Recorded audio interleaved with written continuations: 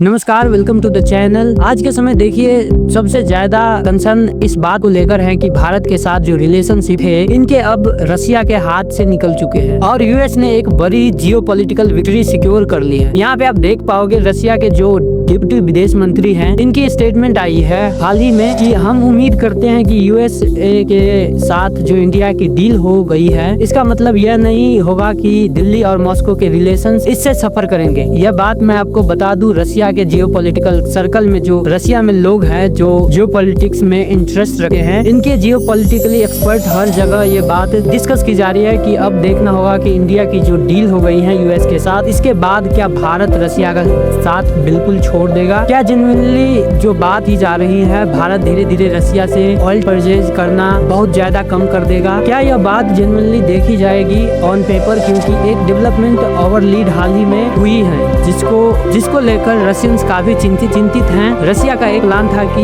एक अफ्रीकी देश में माली देश है, वहाँ पे लिथियम का एक प्रोजेक्ट इनको काफी ज्यादा अट्रैक्टिव लग रहा था। रसिया वहाँ पे काफी इन्वेस्टमेंट करने वाला था। भारत ने इस लिथियम प्रोजेक्ट को बाय कर दिया है। ओवर सिक्योरिटी रिस्क यह रसिया के लिए काफी बड़ा मैं कहूँगा सेटबैक है। इसे आप देखोगे इंटरनेशनल मीडिया बहुत से आर्टिकल पब्लिश कर रहा है। India pulls out of Russia backed Mali lithium project. Reason of course ये बताए जा रहे हैं कि सिक्योरिटी रिस्क है। सिक्योरिटी रिस्क एग्जैक्टली क्या है यह कहीं पर मेंशन नहीं है। तो अब आप लोग यहाँ पर समझ पा रहे होंगे कि क्यों रसिया के जो डिप्टी विदेश मंत्री है वो कह रहे हैं उम्मीद करते हैं कि इंडिया भूल नहीं जाएगा मॉस्को को यूएस डील के बाद। और ऑब्वियसली रसिया कहीं न कहीं जियोपॉलिटिकली अपनी जनता को, अपने जो जियोपॉलिटिकल एनालिस्ट हैं उनको यह भी एक मैसेज सेंड कर रहा है कि घबराइए मत, हमें लगता है कि भारत अभी भी रसिया से ऑयल परचेज करता रहेगा। जो यह माली वाला इशू है यह अपनी जगह है, बट ओवरऑल इंडिया रसिया की रिलेशन एक बहुत ही इम्पोर्टेंट पिलर है जो पिछले कुछ सालों में खड़ा हो गया था। एनर्जी रिलेशन यह बरकरार रहेगा और यहाँ पे आप देख पाओगे लेबर जो रसिया के विदेश मंत्री हैं स्टेटमेंट दी है कि रिसेंटली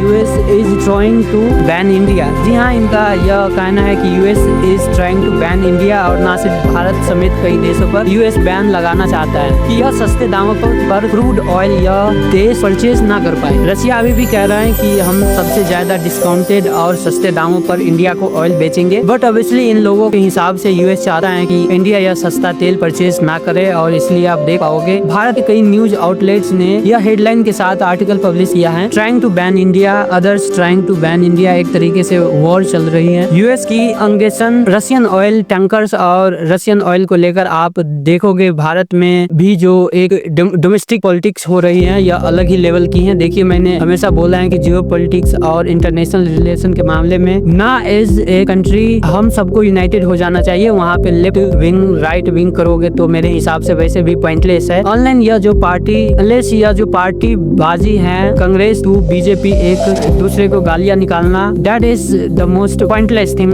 यू कैन डू। आधे नेता देख लो एक टाइम पे कांग्रेस में थे बीजेपी में आ रखे हैं, कल को बीजेपी इलेक्शन हारेगी, इनका चर्च पैसा वगैरह चलता रहेगा। They will keep on getting rich. जो फ्री में बीज का कल्चर है यह रुकने वाला नहीं है, चाहे बीजेपी की राज हो या कांग्रेस की। फ्री बीज यह बांटते रहेंगे। कुछ यहाँ पर यह सोच लेना कि मैं इस ब्रांड को सपोर्ट कर दूंगा तो यह हो जाएगा, nothing is going to happen. Focus करिए पॉलिसीज पर। अब आज के समय अपोजिशन में कई लोग यह कह रहे हैं कि रसिया ने सस्ता ऑयल अगर भारत को नहीं मिलेगा, अब आज के समय अपोजिशन में कई लोग कह रहे हैं कि रसियन सस्ता ऑयल भारत को नहीं मिलेगा तो हमारा लॉस हो जाएगा, हम रसिया को कैसे छोड़ सकते हैं। इंटरेस्टिंगली 2022 में कई अपोजिशन के लोग यह ट्वीट कर रहे थे कि भारत किस तरीके से रसिया का ऑयल परचेज कर सकता है। अब इनोसेंट लोग मारे जा रहे हैं यूक्रेन में, तो पिछले 3 सालों में ना रसिया से ऑयल आ रहा है। इसको लेकर इतनी पॉलिटिक्स हुई है, ना सिर्फ भारत में, इवन पाकिस्तान में इमरान खान ने बहुत बार बोला था कि देखिए इंडिया एक फॉरेन पॉलिसी, ज्यादा आजाद फॉरेन पॉलिसी है। ये लोग रसिया से ऑयल परचेज कर रहे हैं जबकि पाकिस्तान नहीं परचेज कर। Again the lot of things are happening, but एक बात साफ दिख रही है कि रसिया से ऑयल बिल्कुल ना परचेज करना तो मुश्किल लग रहा है, but definitely India come volume में पहले से कम मात्रा में रशियन ऑयल परचेज करने वाला है। मैंने कई रसिया के जो जियोपॉलिटिक्स थिंकर हैं इनके लिखे हुए जो आर्टिकल है यह भी देखे हैं। यहाँ पर इनकी हेडलाइन यह है कि रसिया भारत को पनिश नहीं करेगा और रिड्यूसिंग इट्स ऑयल इम्पोर्ट। यह बात यह लोग जानते हैं कि अगर भारत ऐसे टाइम में रसिया से ऑयल इम्पोर्ट कम कर दे तो इससे रसिया को एक इकोनॉमिक झटका तो लगेगा, मगर यह मानते हैं आज के समय इनके जियोपॉलिटिक्स एक्सपर्ट की भारत किन सुनती है कि एक बार को रसिया इसे नजरअंदाज कर देगा। यहाँ पे आप देख पाओगे Trump's executive order rescinding the USA punitive 25% tariffs on India for its imports of Russian oil. Demand come without strings attached going forward। अब US मॉनिटर करेगा कि क्या इंडिया रसिया से ऑयल परचेज कर रहा है डायरेक्टली या इनडायरेक्टली। और कल को मान लीजिए न्यूयॉर्क टाइम्स या फिर ब्लूमबर्ग ने आर्टिकल छापना स्टार्ट कर दिया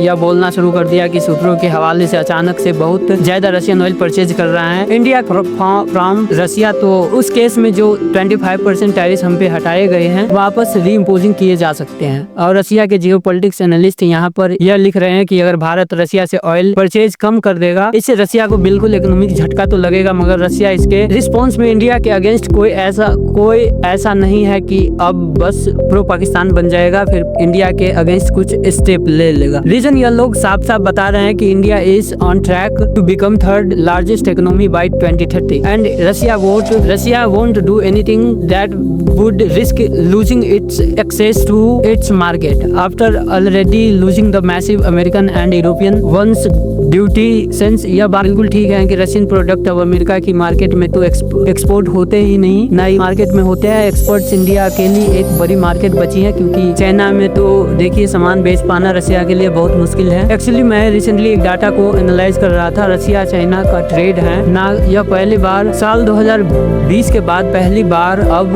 डिक्लाइन में जा रहा है। बेसिकली रशिया चाइना को कुछ ज्यादा ही एक्सपोर्ट कर नहीं पा रहा। इनको पता है कि फ्यूचर में अगर थोड़े बहुत एक्सपोर्ट बरकरार रखने हैं तो उसमें इंडियन मार्केट इनके लिए बहुत ही ज्यादा इंपॉर्टेंट रहने वाली है। भारत के साथ रशिया मोस्ट प्रोबेबली एक फ्री ट्रेड एग्रीमेंट भी साइन करना चाहेगा। और एक कड़वी बात अगर मैं बोलूँ तो यहाँ पर सिंपली यह है कि रशिया के पास ना भारत के अगेंस्ट कोई लेवरेज नहीं है। ठीक है हम उनसे वेपन्स परचेज करते हैं बट वो चीज हम काफी हद तक रिप्लेस भी कर सकते हैं। अगर अचानक से रशिया ने कुछ कह लीजिए या बोल दीजिए कि अब हम इंडिया को सपोर्ट नहीं देंगे, मिलिट्री सपोर्ट नहीं देंगे, तो इंडिया के पास इतनी ऑप्शंस है कि मिलिट्री हार्डवेयर हम खुद बिल्ड करना स्टार्ट कर सकते हैं या फिर जो वेस्टर्न कंट्रीज हैं उनसे परचेज कर सकते हैं। फिर यह बात यहाँ पर आती है कि अमेरिकन हमको थोड़ी बहुत जो यह धमकियाँ देते हैं कि यह टैरिफ लगा देंगे या परचेज करना बंद कर दोगे, तो यह तभी दे पाते हैं जब भारत बहुत ज्यादा फायदा कमाता है फ्रॉम यूएस। अभी एसबीआई की रिपोर्ट आई है कि जो नई ट्रेड डील साइन हुई है बिटवीन इंडिया एंड यूएसए, उसके बाद भारत का जो सरप्लस है यूएस के साथ यह $40 बिलियन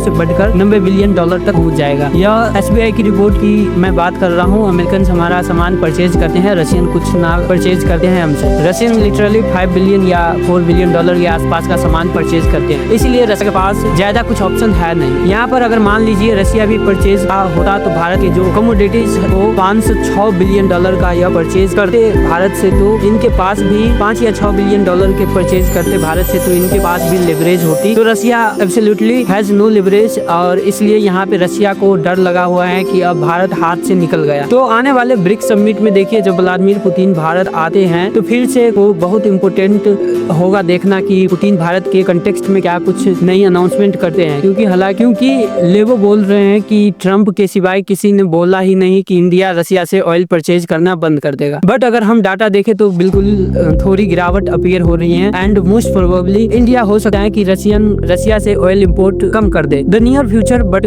इसके रिस्पॉन्स में रशिया क्या करेगा? क्या व्लादिमीर पुतिन जो हर साल आकर एक स्टेटमेंट दे देते हैं या तो रशिया में या फिर भारत में कि हम इंडिया से और सामान परचेज करेंगे, क्या इसको लेकर कुछ जेन्युइनली यह कदम उठाएंगे कि कुछ एक आप कह लीजिए या एक सेक्टर में बिल्कुल इंडिया को फ्री एक्सेस दे दे और अपनी कंपनियों को बोले कि बस इंडियन प्रोडक्ट्स, ताकि भारत के साथ ट्रेड हमारा और जरा बढ़े। ट्रेड बैलेंस जो यह है यह बिल्कुल रशिया के फेवर में ना हो। ट्रेड डेफिसिट जो ये एक्सिस्ट करता है इंडिया के अगेंस्ट, इसको हम कर पाए। अगर पुतिन ऐसा कुछ करते नहीं तो बिल्कुल मैं कहूँगा यह जो डर है रशिया का कि इट वोंट मीन दे कि दिल्ली मॉस्को टाई सफर, यह इनएविटेबल है। इंडिया रशिया टाई सफर करेंगे अगर रशिया ज्यादा मात्रा में भारत से परचेज करना स्टार्ट नहीं करता है। तो यह टॉपिक से रिलेटेड बहुत सी डेवलपमेंट आएंगी इन द फ्यूचर। मैं आपके लिए अपडेटेड वीडियो लाता रहूंगा। और फाइनली यहाँ पे लोगों से मैं एक सवाल पूछूंगा कि वो कौन सा साउथ साउथ अमेरिकन देश हैं जिनके प्रेसिडेंट ने रिसेंटली अनाउंस किया है कि यह भारत में आ रहे हैं AI सबमिट के लिए। यह है यहाँ पे आपकी ऑप्शंस, अर्जेंटीना, बोलिविया, ब्राजील, या फिर चले कमेंट सेक्शन में करिए उत्तर। जो लोग सही उत्तर देंगे मैं उसकी उत्तर को हार्ट दे दूंगा।